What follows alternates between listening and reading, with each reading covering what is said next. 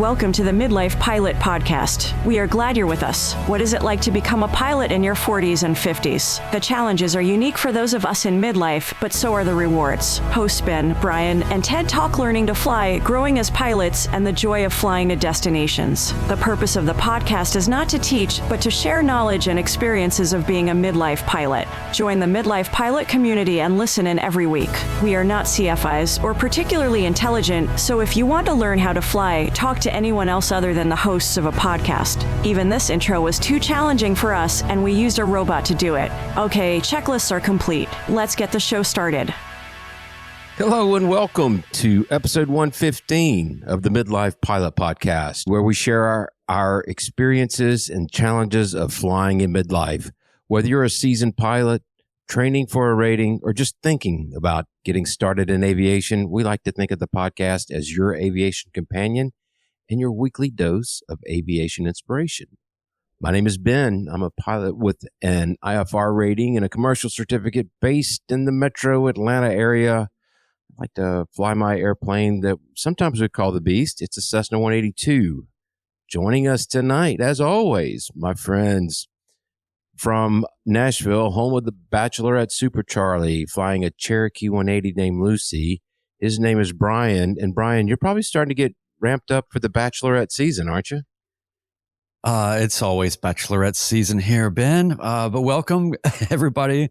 Glad to be here tonight. I'm excited about our show tonight because we get to pick your brain, Ben, and you are effectively our guest. So this is going to be a good one. I hope you're ready to host and be the guest and the subject of inquiry. Bring it on. I'm the special guest host, something like that. Also joining us tonight from Portlandia, flying a flight design CTLS we like to call the Egg. It's our sport pilot extraordinaire. It's all of our friends. Ted, good evening, sir. Hey, happy to be here. Glad to have you. For events and announcements, we've been talking about it for over a month now. It's the Big Texas Send, May 2nd through the 4th. We had a quick pre-show meeting. We are getting close to running out of space on the north ramp. So if you want to come, send us your RSVP, but be advised, there may be a point in time when we have to say no more RSVPs, but that we can't stop you from coming. But just know that there could be some parking issues down the road. But we are really excited about it. I'm hoping to get this email that I've been talking about for a couple of episodes out this week. We've got one or two more details we need to nail down.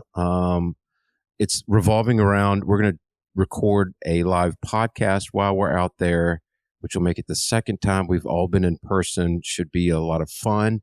We've got a lot of itineraries planned that you could go on, or you could go do your own thing, or just go explore Fredericksburg. But it's getting real, fellas. 81 people, I think, is where we're at.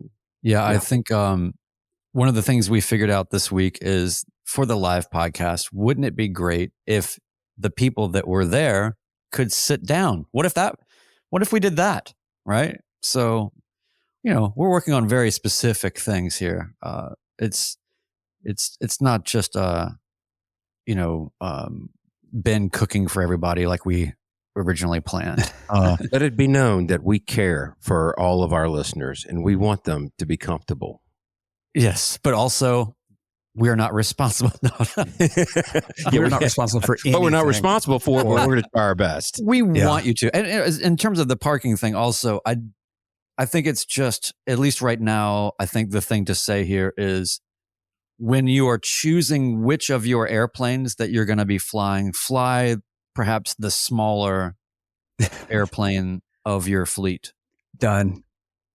And if you have friends that you want to bring along in multiple airplanes, maybe consider all of you getting in one, and then you can go fly around with other midlifers as well. So, Well, but no, we're getting really excited about it. And again, for those of you who are not on our Discord channel, we will be sending out an email to everybody and providing you with updates. We've got some interesting stuff with our friend Barry, who we had on last week. willing to help out the group as well. So keep your eyes and ears open for that. Brian, I think it's time for some belly scrubbing. Little belly wash. We'll make it quick. We got a lot to get to this evening. We are grateful for you all making this the best pilot community we know of, a positive space where we share everything from training experiences, share personal minimums, tackle ownership challenges, review flight plans, talk about magnetos a lot this week, and best of all, make new aviation friends. Connect with us. You can join our Patreon community from $1 a month or do a one-time annual Patreon drop. Access exclusive content, including check ride debriefs, killing zone conversations, and more. And the Discord community, by the way, amazing debrief with a young glider, first solo. And how old is she? 14? She's 15 years old. Yeah. Amazing kid that makes me realize what an absolute waste of life that I was. Absolutely worthless. So if you'd like to lament your own childhood and be wowed by the future that is coming, please get in there and check out this debrief. She was great, very enlightening, some good questions and some good answers, and we enjoyed having all of that. So that was just one of the coolest things I think we've done. Anyway, in the Patreon, we have a collection of bonus content that's sort of tagged, and you can kind of go in there and just hit all of that stuff. So watch us live on YouTube, Mondays, 8 p.m. Eastern. Share your stories, midlifepilotpodcast@gmail.com. We read all the messages. You might hear yours on the show. And for everything Midlife Pilot Podcast, community feedback, merch, and more, visit midlifepilotpodcast.com. Awesome. That's fantastic. Speaking of the debriefs, we had one with Prescott Flyers instrument debrief, which I found very interesting. I learned some stuff on that one. And I think we're getting ready to set up another one that's going to be, it's not necessarily a check ride debrief, but one of our Patreon members has just formed a partnership and they've just purchased an airplane. And very curious to hear his story and how that's panned out. And I think there's a lot for all of us to kind of maybe learn and maybe use in the future. So it's amazing how much you don't know when you first start flying about a partnership. And we've got episodes where we've talked about that stuff, and we'll get into that. But I'm excited for that potential, because to have a real world example to be kind of inquiring with and moving along with through time, because there's so many ways that partnerships can be structured and done, and there's a lot of stuff too that's beneath the surface of the legalities and the formation of it. It's there's the etiquette and the, I don't know, what's the best way to bring up this or to have this accounted for, and there's a lot of dynamics there. It's essentially it's starting a relationship that is very important. So anyway, looking forward to that. That's awesome. So. I think that's where a lot of the value of the Discord community comes from, because there's a lot of, wait, how do you handle fueling? Do you like the plane full when you leave the plane, or should it be when you first get there? Just all those kind of questions that you have nobody to bounce it off of. Or the things also that, by the way, I wouldn't want to be out on the wide open internet per se.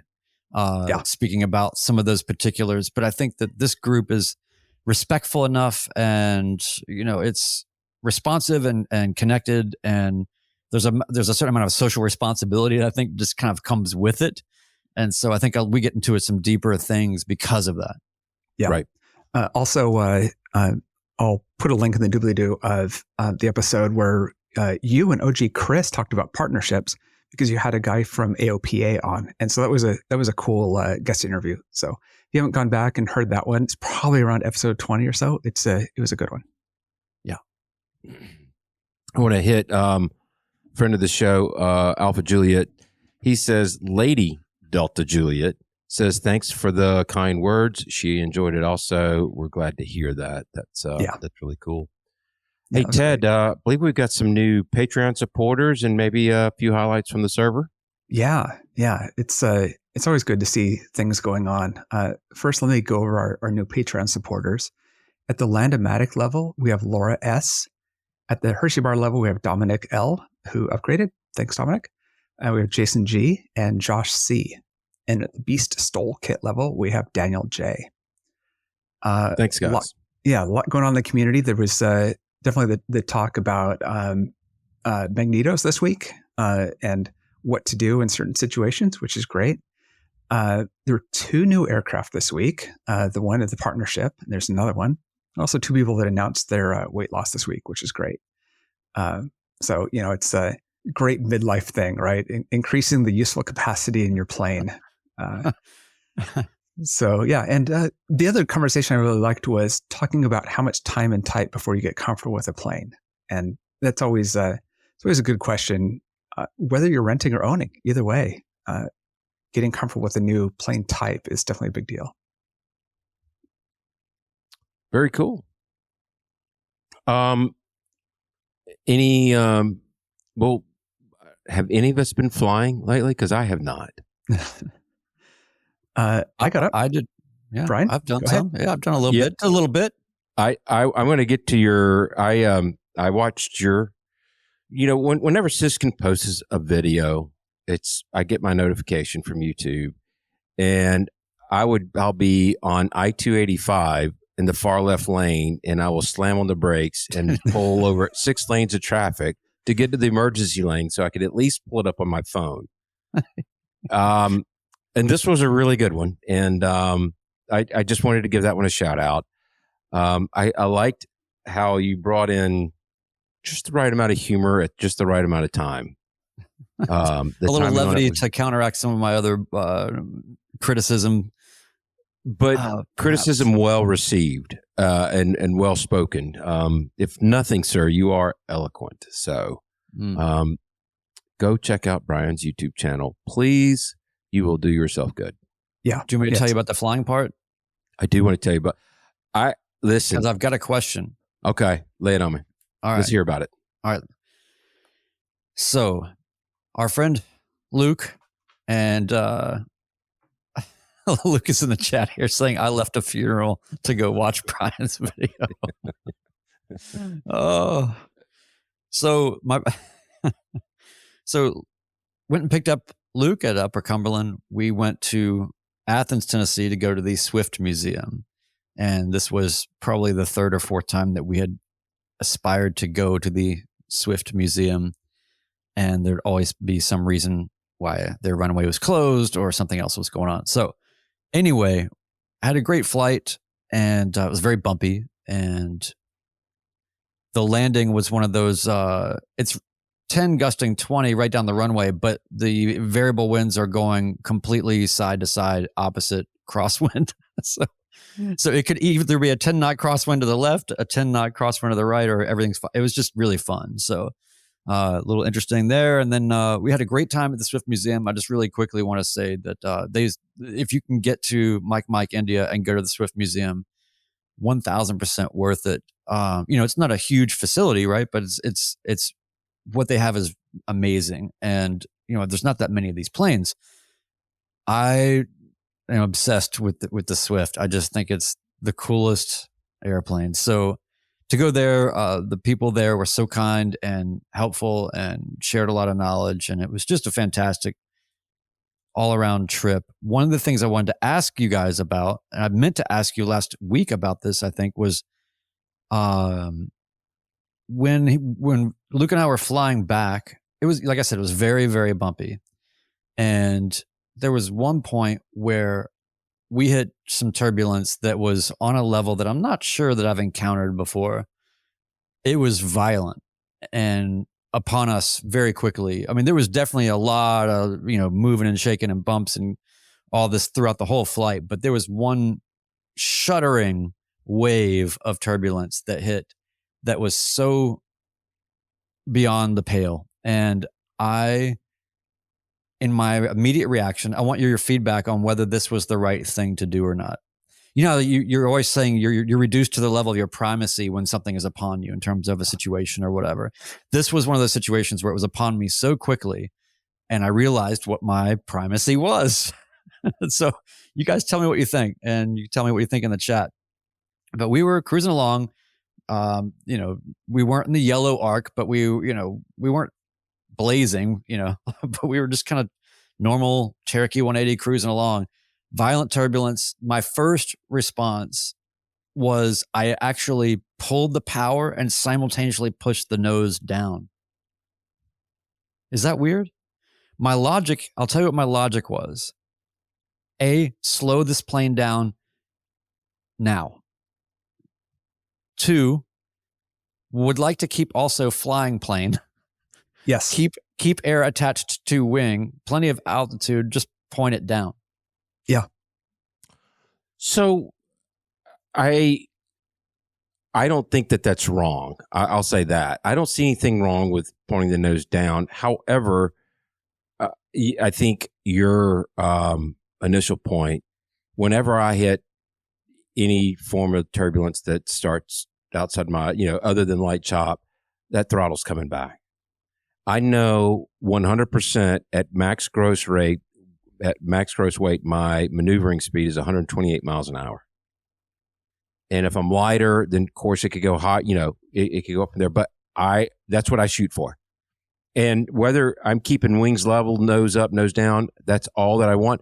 And for me, if I'm cruising at an indicated speed of 140 miles an hour, 150, I'm not going to put the nose down because I want that speed to come down first. Mm-hmm.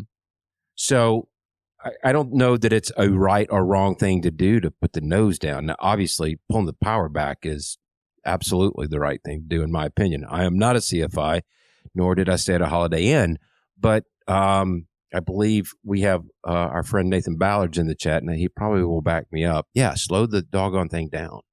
Yeah. And your stall horn went off, right? In our chat says, unload the wings. Makes sense to me. Ted, what were you saying? Your stall horn went off, didn't it? No, not in this situation. Oh, okay. It did on the climb out. Oh, that's what I was thinking of. Yeah. I was thinking we were going about 80 knots and I was getting the stall horn because of the stall light because the winds were so crazy. Yeah. I'm with Aero Grizzly here. You yell out, your controls. Just to whoever. I did that to my CFI once when I was in primary training when I was like 5 feet off the runway.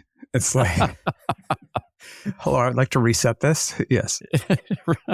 Well, anyway, I just thought that was an interesting thing. That is. If I really thought, if I was in the type of plane that was slick enough to where I felt like that would be, even with fully reduced power, if I really felt that putting the nose down was going to accelerate the plane in any kind of meaningful way relative to that power being pulled. Right. Then I probably would have thought about that a little different. But in a Cherokee with a Hershey bar wing, I just thought, just make this all slow down. We're at 6,500 feet. We're not flying IFR or anything. We're not. It just stop the bus for a minute because I wasn't sure if it was gonna get immediately even somehow worse. Right. And so I wasn't sure what we were getting into or not. And so but it was definitely some of the most violent. I mean, Luke and I were talking about it. There's the kind of, he's saying here, the weird thing was we had rotation on the lateral axis and not just the roll axis. And that's what I haven't experienced before, he says. Yeah. You're riding a Bronco. Get bucked out around all over the place. But anyway, but it was awesome and did some great flying and great fun, and Swift Museum, highly recommend it. And, if you have a different idea about what I should have done, email us at midlifepilotpodcast@gmail.com and tell me what your Monday morning quarterback response if the situation ever presents itself to where I can sit right seat in your airplane and you allow me to talk on your radios, it will be, for me, 5116 Lemur all day long. That's the one thing I took away from your video. That's not really true, but... So the topic tonight, we're going to talk about flying your plane for business versus GA. What is that? Did I mess it up? No, I was just laughing at Nate's comment. I'm sorry. Oh. He said, don't forget to log the 0.001 aerobatic time. Yes, there you go. Oh, sorry. No, it's okay. We're all ADHD. We all are watching the chat as we're talking, so it's perfectly fine. But no, getting back to the point, I will go around the horn here. I will start, and this is again about us using our planes to get to places for work or taking the airlines. And this has been discussed on the Discord server a good bit, and we thought it would be a good topic to bring up tonight. So I'm going to let you guys, we'll do the round robin, find out who's doing what first, and then you guys just grill me. Treat me All like right. a sorry guest that you couldn't find, you picked up off the street. All right, I'll go first, and then Ted, and then between us, we'll good cop, bad cop this whole thing. I like it. Yeah. So, well, welcome to the show, Ben. Oh, thanks for having me. Yeah, it's fantastic. Thanks for taking the time. I'm a busy man. I've got a lot of business. So, I think about the fact that you fly for business. You fly for business often. It's not just a here and there. And I believe that you're probably one of the best people to talk to about this because you are a true midlife pilot, as well as even before you were flying with a commercial certificate, you were doing this, right? It's not necessarily causal. Doing to it that. IFR and as a private pilot as well. Yeah. So that's, I think, where to start is to kind of think back to that time. Take us back to young Ben, 5 years ago, whatever it was. And when did it occur to you that you could fly for business?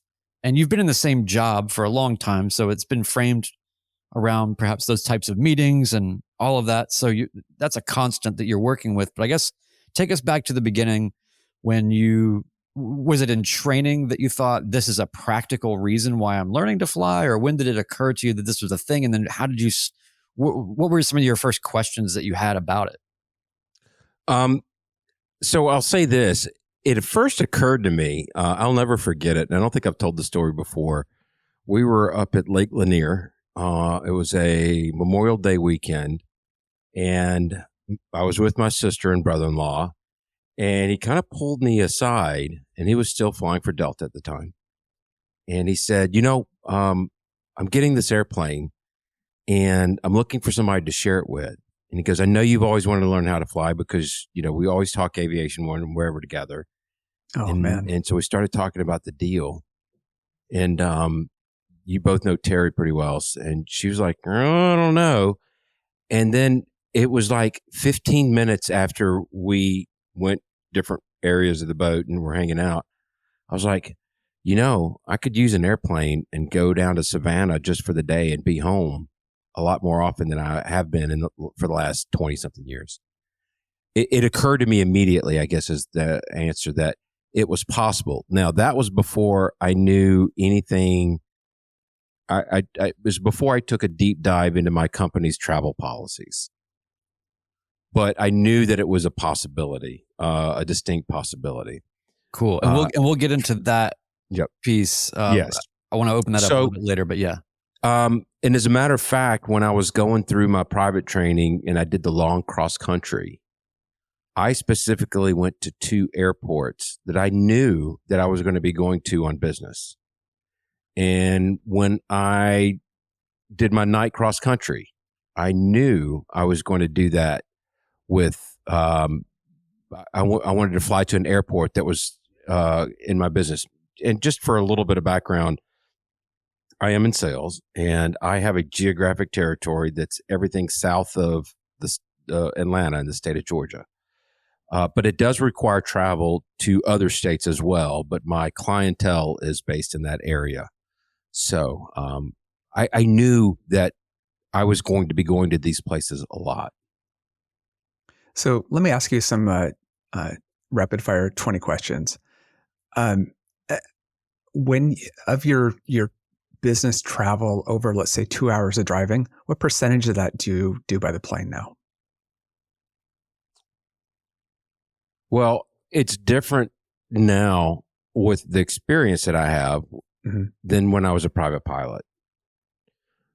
If during my private pilot, I'm looking at the weather, I'm setting meetings, and I know that I have to be at these meetings. And the last thing that I wanted to do was cancel a meeting because I couldn't get there by airplane. That's doing my customers a disservice.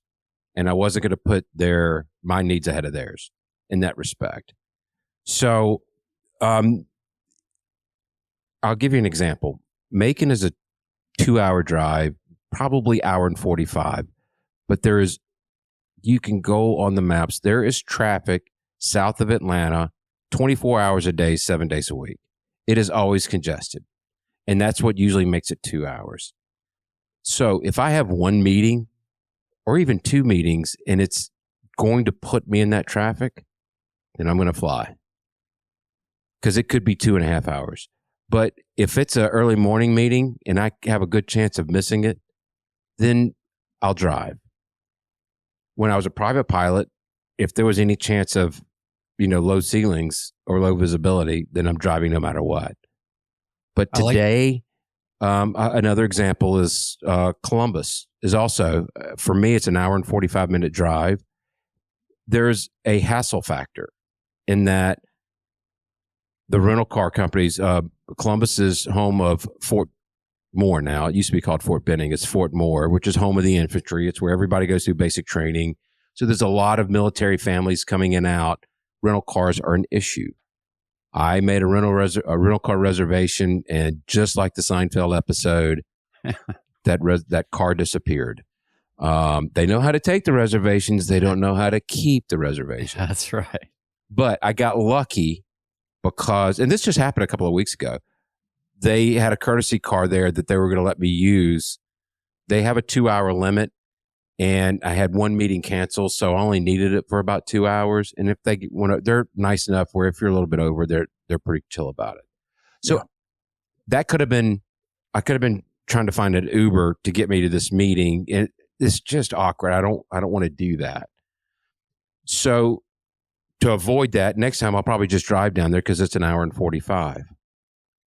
Does that answer your question? Yeah, so it's very situational, but I think the takeaway there is it's if you were recommending or if you were advising someone who was considering doing this for their job, the takeaway from that piece to me is what you said about it's not about what's best for you and what makes your life better. It's really, does this fall into the more total cause of serving your customer and elevating in some way the work that you're doing, or something to that effect. So that's good.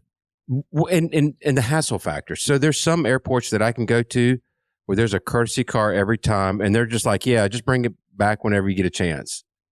And I don't even I'll go down and fly down to that route every single time because it's just easy. Yeah. Then there's also those moments where 2 weeks ago, I had to go from Birmingham to Thomaston, back to Columbus, LaGrange, then back to here. And that's just too much drive over a 2-day period. Yeah. Yeah. So, and again, I had transportation arrangements were very, very easy. By the way, quick tip for those of you in the Southeast, if you ever find yourself going to Birmingham, Bravo Hotel Mike, it's the Class Charlie there, go to Millionair because their courtesy car was a Mercedes GLE, like a 2024 model. I mean, it was beautiful. Oh. So, yeah. Well, see, this is why people come to the podcast, Ben, is for that kind of information. They were really, and they're very, very nice people there. So the gas was actually pretty cheap too. What would you have done with the trip you just did that was 4 places in 2 days? Because a lot of these, the plan is you will drive if you need to. You're ready to do that. But there's an example one that you wouldn't be able to do otherwise. It's a great question. So the purpose of going to Thomaston was spend a little time with my dad. Mm-hmm. And what I would have done had the plane been unavailable is I would have driven to Birmingham and come back home and spent the night and got up really, really early on the next day to drive down to Columbus. Yeah. Not ideal. The flight from Thomaston to Columbus, which ironically, their runways aren't perfectly in alignment. They're not the same designation, but when you exit, so you take off runway 12 and you just turn to the southwest, I am literally like on a 40-mile final for Columbus's airport. It was kind of weird. And it's a control tower, Brian. So I didn't have to worry about pattern entry before you give me a hard time. Right. You don't have a Cirrus, so that's right. So, but no, that's I will split it up. Or what I would have done is gone from Birmingham to Columbus and gotten a hotel room. Cool. So one of the things I want to sort of walk back a little bit, that's getting down into the weeds of very specific scenarios and things. And while that's super great, what I really want to understand is what would be the most helpful to people that are maybe even like me that, would have some cause sometimes to do that. Different worlds, but obviously let's talk a little bit about why I typically don't fly for business, or pretty much don't, and why Ted definitely does not. And so Ted, you and I can go back and forth on this for a second, but sure. I can say that for me, Brian, I want to jump in real quick. And I got a feeling that the FAA may be listening. Mm-hmm. It's important to point out that I am not using my airplane to receive compensation for operating that flight. Yes. This is merely incidental to business. And I just want everybody out there to know before people start, well, this FAR AIM says you can't do this, and this under this. This is incidental to business. So I'm sorry. Incidental to business. Yes. Thank you for clarifying that. We don't want to make, if anybody wants to send the FAA after us, maybe just try to first assume that we're doing the right thing versus the wrong thing and then ask. But so I've had a handful of situations where I've gone to maybe film something or do something, and I've had all manner of good, bad, ugly with that. Part of the also issue for me is, and this is for you, Ted, a little bit different. Ted, you are the only person that flies your plane. So you know exactly what's going on with it all the time, and there's no mysteries there other than the ones that are inherently natural to aviation. And how does this fly? Yes. Yeah. But for me, I've had situations where, the person that is the partner in my plane flies the day before me and says, hey, I don't know, I'm seeing some oil in a weird spot. I don't know. It might be a thing. It might not be a thing. And I don't have the experiential basis to go, well, I know what I did there. I know I just spilled a little oil and that's just it running out, versus having a better sense that this is a real issue. So I've had to call things off for things that are completely innocuous or non-issues. It just adds a whole other level of vulnerability. And then also, as everybody knows, I'm a VFR only pilot. And so I have those limitations upon me as well. So I generally don't think about it as but I don't have a job that is the kind of job you have where you have a regional kind of situation. It's really perfect for you.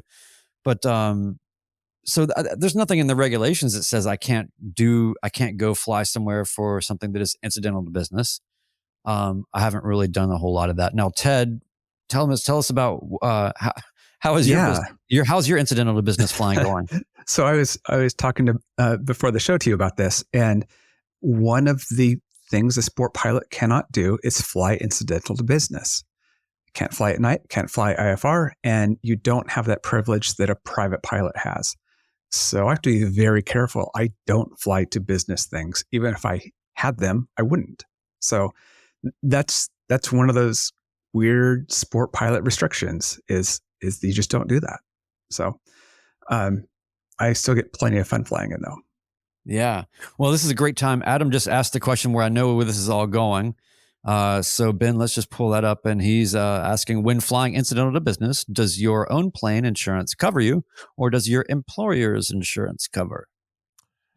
My plane's or my insurance coverage is on the hook, and my employer does not. And we'll get into this. I know Barry asked us to talk more about the company policies and how that works. I do want to point something out, and it's something that you just brought up. That's something that I have to take into consideration for any business trip that I take. We all have heard the phrase, if you have time to spare, go by air. If I have a business meeting and it's before noon, I might need to go the day before, depending on how long the flight is. I allow myself enough time to drive there to know that the plane is working so I can do my pre-flight and work out any bugs, because I have been bit by that one time where I got to the plane, something was wrong with it. It wasn't flyable. And I made the appointment. I had to push it back a little bit. But that's a very important point is that you do need to give yourself the space in most situations to drive. The other aspect of it is the trip that I took last week. I talked about it. We had a meeting at 11 o'clock and my plan was to get there at 10:30, and those ceilings were not lifting. That was cutting it a lot more close than I wanted it to be. I had my outs. There was no get there-itis. I could have landed at an airport and shown up 10 minutes late. The owner of this agency that I was calling on is my pilot mentor. He knows this whole deal. He understands how that happens. Yeah. So it would have been fine.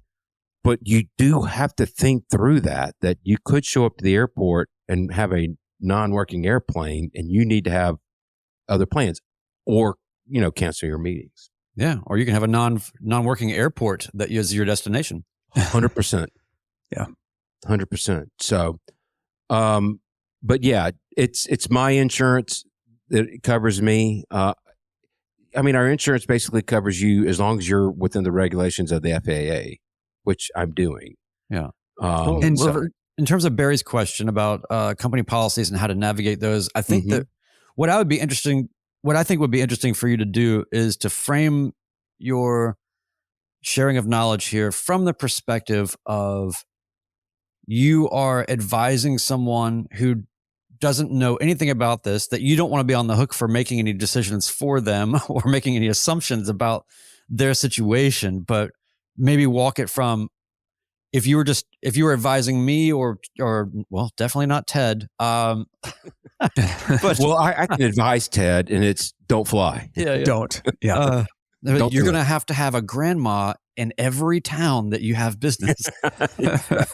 So no, but I just want to kind of really take it from the beginning. Like, what are all of the things that you need to be thinking about, and how would you be ahead of the questions that a company would have, or how do you go about, like, what? Because I would imagine there's ways you can go about that where you could very much set off alarm bells and blow up the whole thing before even right. Yep. So here's how I'd put it, and I learned a lot from our discussion on Discord. There are companies that approach it different ways. Before I ever took the first flight with my company, also understand I've been with them for 27 years and I have a lot of respect for them, and they've been very good by me my entire career. So I don't want to risk that. I've got a good thing going. So I approached them and I said, this is what I want to do. And they were very plain with me.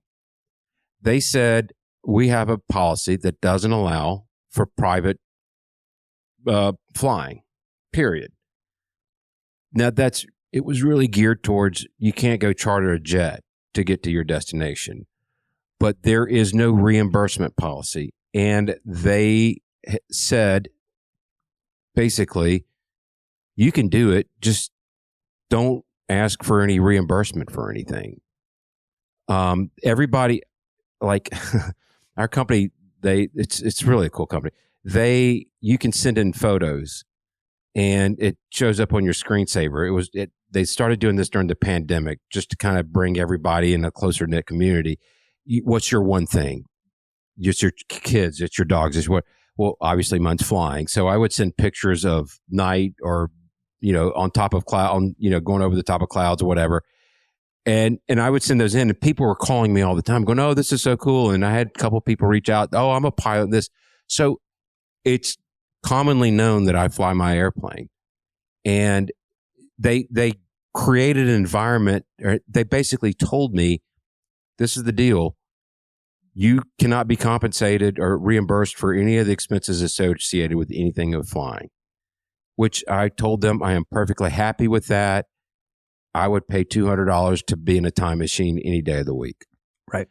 With that said, in the Discord server, I saw people who said, whose companies encouraged them to go get their private pilot's license, all the way to the point of do not fly an airplane for private flying for in any form or fashion in the course of doing business, period.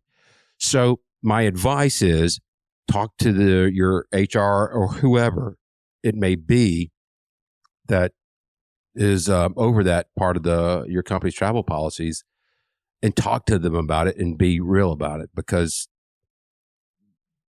if you get caught, then, Lord knows what could happen. That talking to HR is good. There was also another angle in that Discord conversation, though. Yes. Yeah. To borrow a phrase, don't ask, Yes. don't tell. Yeah. And that's kind of how I started. Here's the thing, Brian, you hit on it. A grandmother in every city in the state of Georgia. My sister lives in St. Simons, and I have business down there. So I'm going to go see my sister over the weekend, and I'm going to go drop in on this customer on Monday. So where do you draw the line? Yeah. There, you can play that game. Or if you have a partner that you've been trying to convince that I don't know, polyamory is the new thing to do, and then it's like, okay, a spouse and everything. Yeah. This is how it's going to work. It's like the 70s. Wasn't going to go down that road, but you did. And Man, okay. I don't know. I can't afford that. So yeah, That's right. There's no way that anybody can financially withstand all of that. By the way, I know we got about 10 minutes left, and I want as much from the chat as possible. So if you guys keep the stuff coming in, this is awesome. Yeah, here's a great one. Jason, my company policy was that I had to get my instrument rating.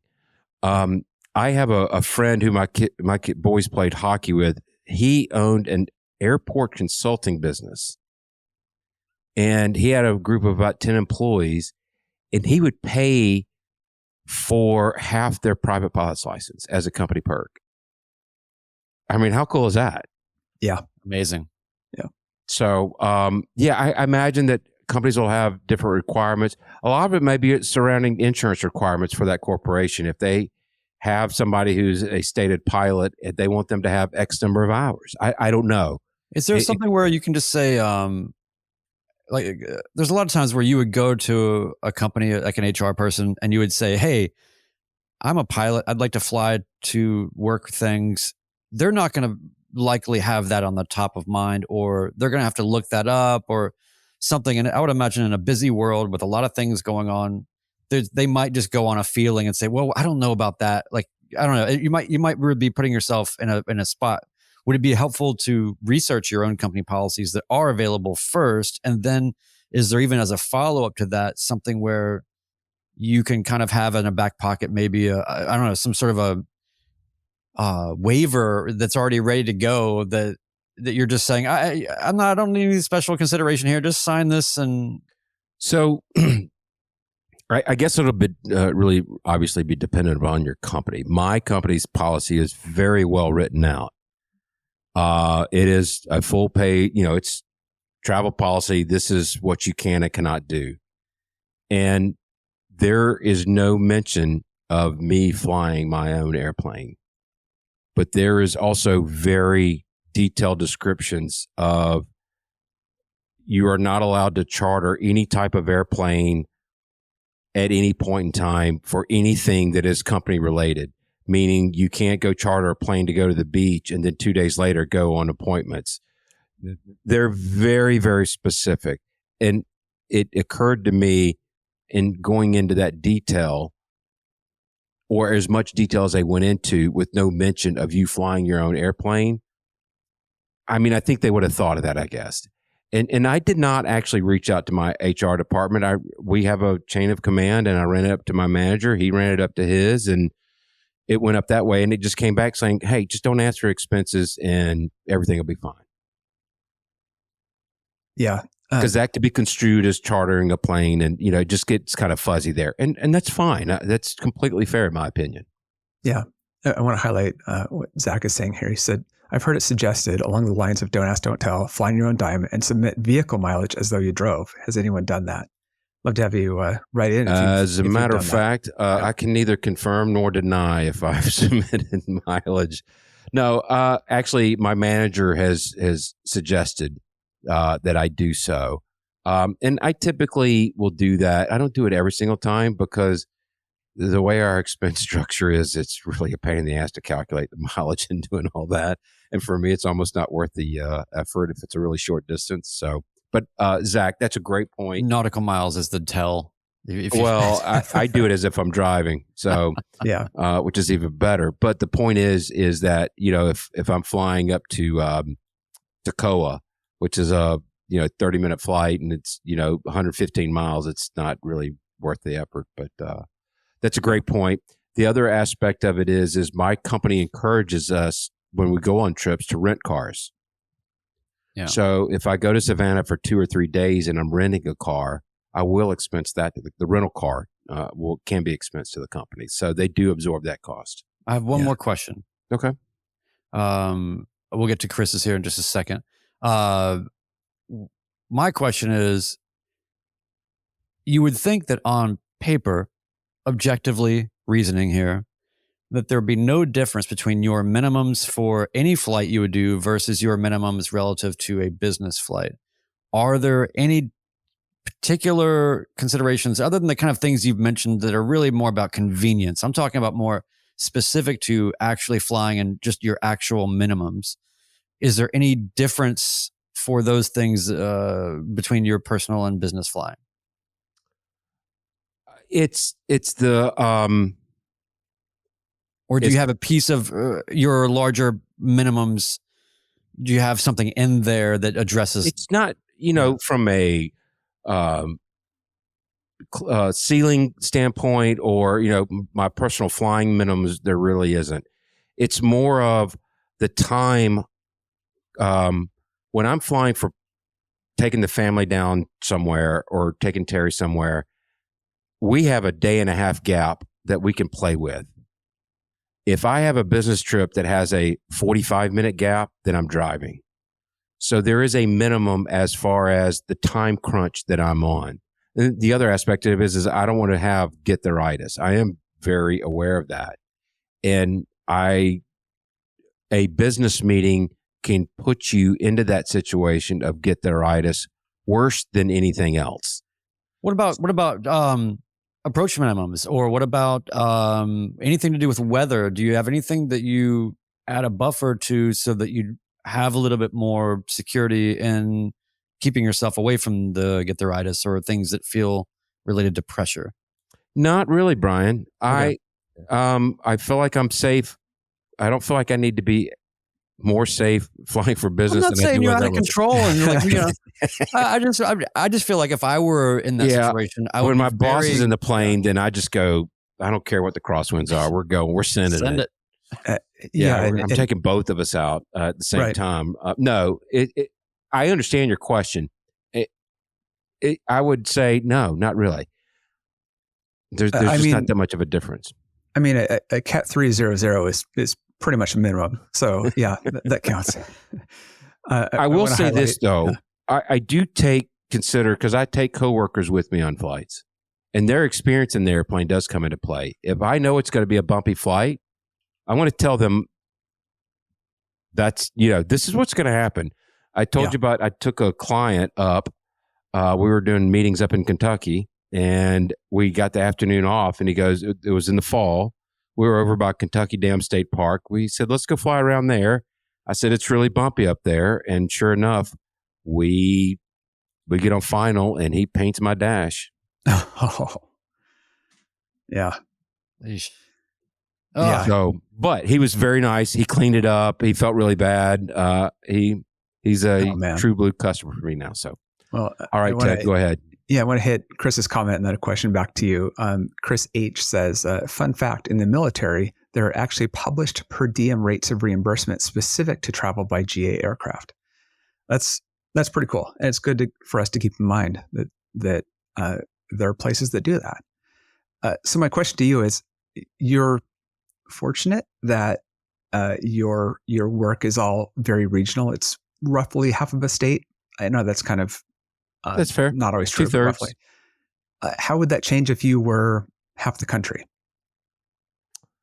Well, it's a great question because I just got notified last week that I actually have meeting in Detroit in April.